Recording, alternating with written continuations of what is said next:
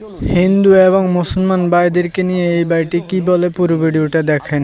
কোনো মসজিদে শুনেছেন টাকা দিয়ে টিকিট কেটে তারপর নামাজ পড়তে হয়? কিন্তু আমি আপনাকে কয়েকশো মন্দিরের নাম বলতে পারি যেখানে টাকা দিয়ে টিকিট কিনে তারপর লাইনে দাঁড়িয়ে পুজো দিতে হয়। আজ পর্যন্ত কোথাও শুনেছেন মুসলিমদের ঈদ বা কুরবানির সময় মদ্যপান করে মসজিদের সামনে ডান্স করছে? কিন্তু আমাদের একাধিক পুজো পার্বণের সময় মদ্যপান করে মন্দিরের সামনে ডান্স করি। আজ পর্যন্ত কোথাও শুনেছেন কোনো মসজিদে নামাজ পড়ার সময় গরিবদের জন্য আলাদা লাইন থাকে এবং ধনীদের জন্য আলাদা লাইন থাকে? কিন্তু আমি এমন মন্দির কয়েকশো দেখাতে পারবো যে মন্দিরে পুজো দেওয়ার জন্য গরিবেরা ঘন্টার পর ঘন্টা লাইন দিয়ে থাকে আর ধনীরা টাকার বিনিময়ে টিকিট কেটে ভিআইপি গেট দিয়ে ঢুকে সবার পরে এসেও সবার আগে পুজো দেয়। আমি আপনাকে গ্যারান্টি দিয়ে বলতে পারি একটা বৃদ্ধাশ্রমে থাকা 100% মানুষের মধ্যে 90% বাবা মাই হিন্দু। প্রশ্ন এখানেই, কেন? আজ কোনো এক মুসলিম ব্যক্তি বলুক একটা মসজিদ বানাবো, দান করো, দেখবেন মুসলিমরা লাখ লাখ টাকা দান করছে, যার জলজান্ত প্রমাণ হুমায়ুন কবিরের বাবরি মসজিদ। কিন্তু কোনো সনাতনী যদি একটা মন্দির বানানোর জন্য উদ্যোগ নেয় সবাই 5 টাকা 10 টাকা দানের জন্য বের করে। আজ আমাদের পশ্চিমবঙ্গের সোশ্যাল মিডিয়ায় কজন মুসলিম মেয়ে নোংরামো করছে, কিন্তু আমি পশ্চিমবঙ্গের কয়েকশো হিন্দু কন্টেন্ট ক্রিয়েটরদের নাম বলতে পারি যারা আমাদের ভারতবর্ষকে নোংরা করতে উঠে পড়ে লেগেছে। বাংলাদেশে আজ কজন মুসলিম পর্নিস্টারের নাম বলতে পারবেন, কিন্তু আমাদের শুধুমাত্র পশ্চিম বাংলার কয়েকশো হিন্দু পর্নিস্টারের নাম বলতে পারি যারা পর্নিস্টারের পাশাপাশি শোরুম উদ্বোধন করে এবং সোশ্যাল মিডিয়ায় পডকাস্টে আসে। এই পর্যন্ত কজন মুসলিমকে দেখাতে পারবেন যারা ওপেনলি শুকুরের মাংস খাচ্ছে? কিন্তু আমি আপনাকে একাধিক ভিডিও দেখাতে পারবো যেখানে একজন সনাতনী হওয়া সত্ত্বেও ওপেনলি ভিডিওর সামনে গরুর মাংস খাচ্ছে।